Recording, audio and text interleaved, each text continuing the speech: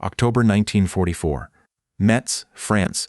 The battle had been going for 3 weeks and nobody was winning. The town sat on the west bank of the Moselle River, 5 miles northwest of Metz. It was a factory town, all soot-black buildings and tight streets and rubble that had been rubble since the first week of fighting.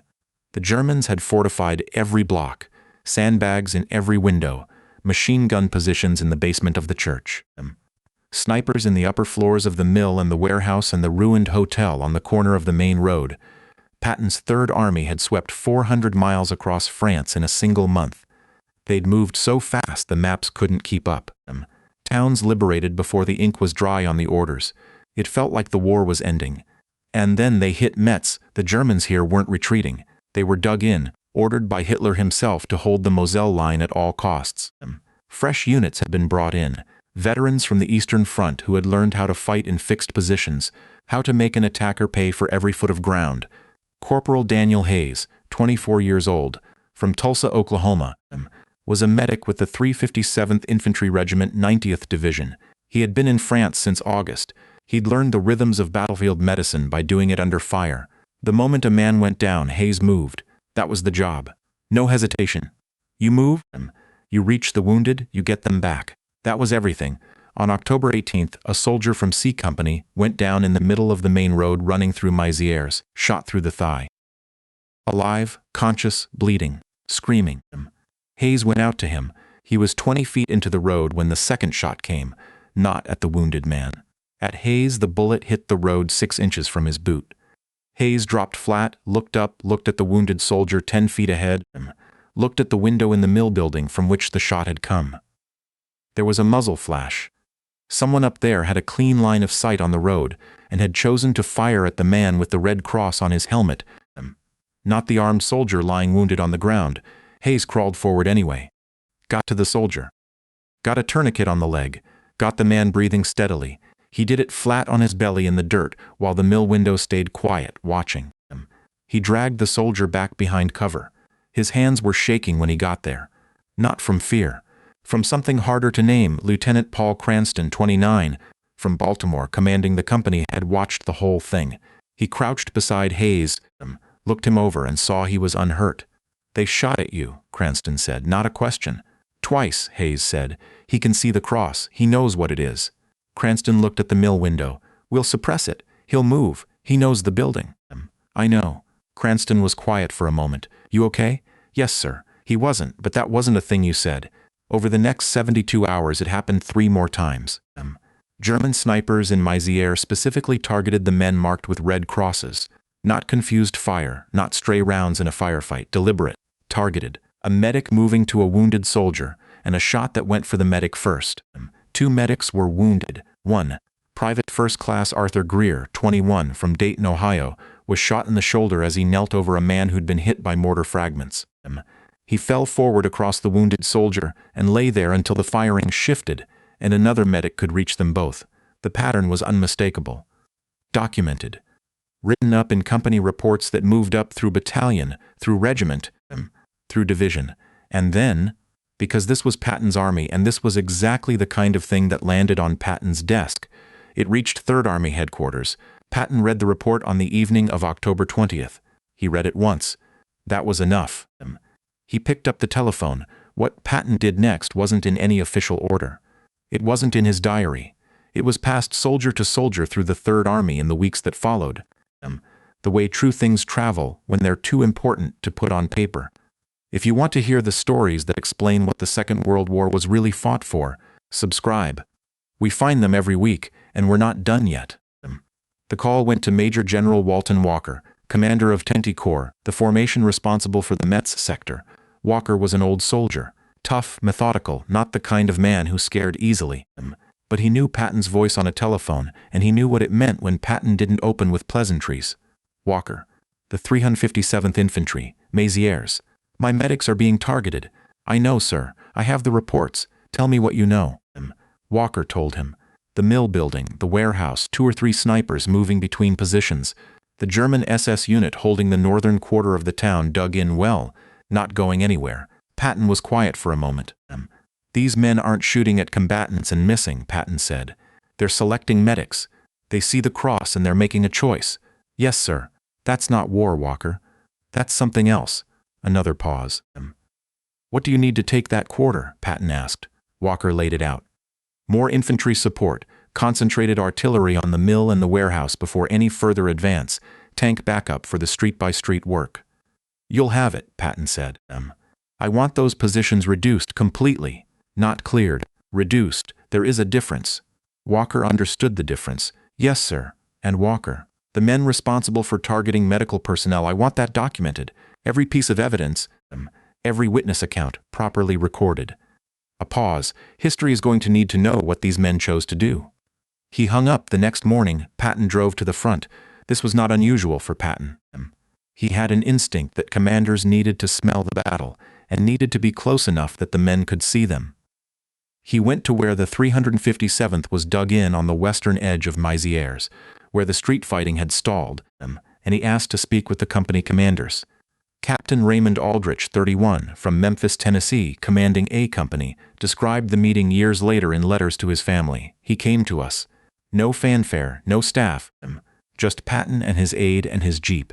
He stood in the burned-out shell of a house on the edge of the line, and he looked at us, and he said he had read what was happening to our medics. He said it by name. He said, "Your medics.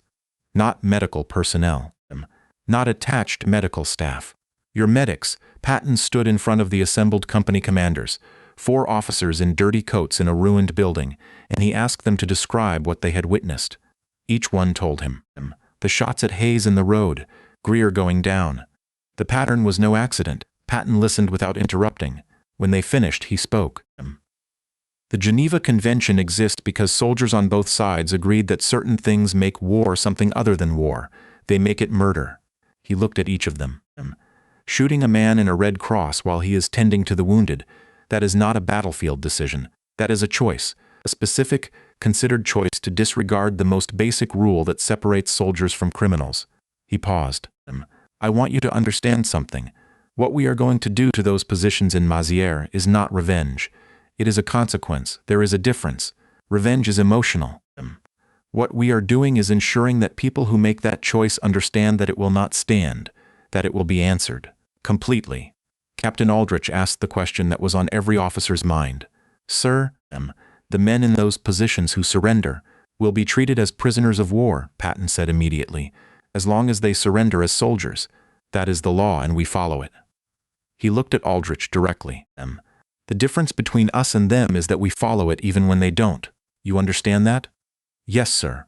The men who targeted our medics will be documented, identified, and handed to war crimes investigators. That is how it will be handled. He said it with a finality that closed the question. But the positions themselves are going to be destroyed before any of my medics set foot on that road again. He left the same way he had arrived. Sergeant Roy Demarest, 27, from Kansas City, who had been standing at the back of the room during the meeting, later told the story to a military historian. I've heard Patton yell. Everybody in the Third Army had heard him yell. That day he didn't yell once. He was completely quiet. It was colder than yelling, like he had already decided everything, and he was just telling us what was going to happen because we needed to know. There was no anger in it, just certainty. The artillery preparation for the northern quarter of Maizières was ordered for the following morning. October 22, 1944, 0600 hours. The guns started before the light came fully up. 3rd Army Artillery, concentrated and coordinated, came down on the northern quarter of Metz in the heaviest concentration of fire the town had seen in 3 weeks of fighting. The mill building took 6 direct hits. The warehouse was struck 4 times. The hotel on the corner of the main road, which had served as a German observation post, collapsed in the first 10 minutes. The shelling went on for 90 minutes. When it stopped, the infantry went in. A company and C Company of the 357th, moving street by street, backed by tank destroyers that leveled any structure showing resistance before the foot soldiers advanced. The house-to-house fighting that followed was brutal, in the way that all house-to-house fighting was brutal. But the German positions in the North Quarter, the ones that had held for 3 weeks, came apart under the assault. By midday, the northern quarter of Maizières was in American hands. 41 German soldiers were taken prisoner in that sector. Most surrendered when their positions were overrun, coming out with their hands up, complying with the terms of capture.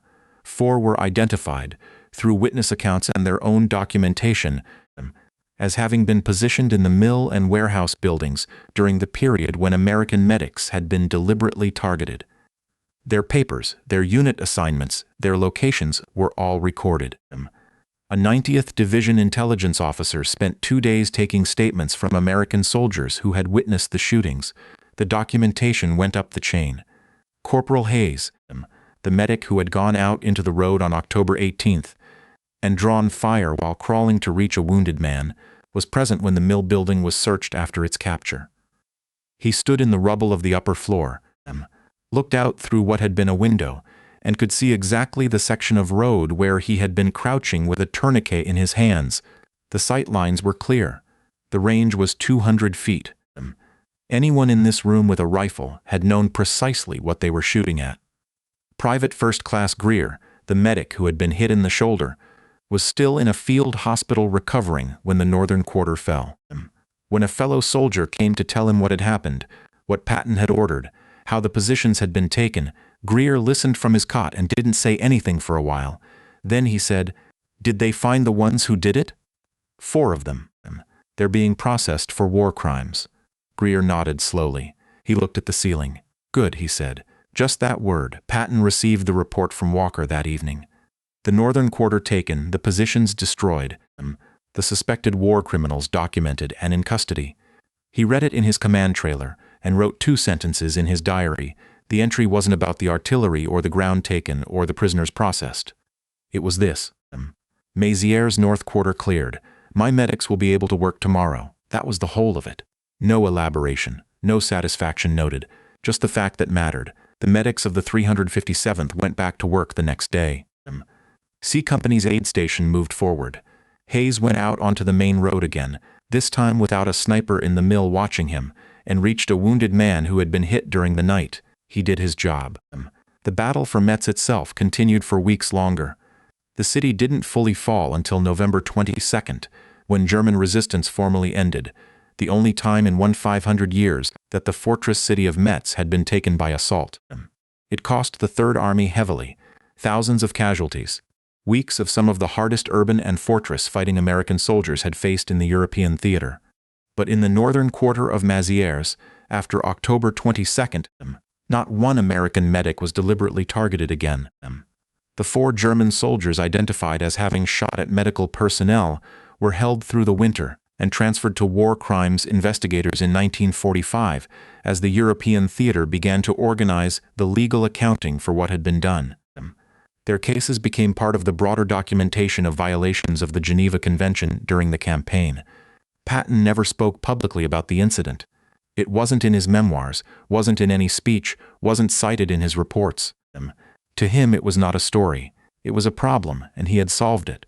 But the men who were there remembered. Captain Aldrich wrote about it one more time, at the end of a long letter to his son in 1971. When his son was preparing to enter military service, I have thought a great deal about what Patton said that morning in the ruined house. He said the difference between us and them is that we follow the rules even when they don't.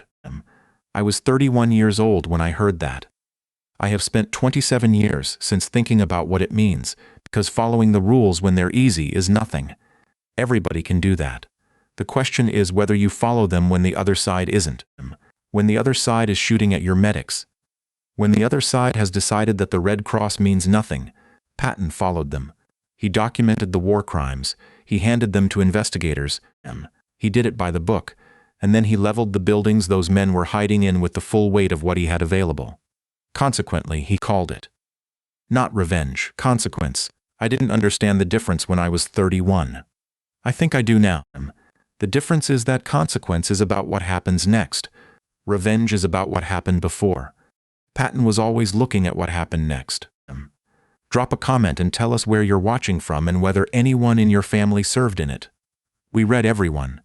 And if you want more stories about the men and women who held the line when it mattered most, soldiers, medics, officers who had to decide what the rules were worth when nobody was watching, subscribe. Those stories deserve to be told.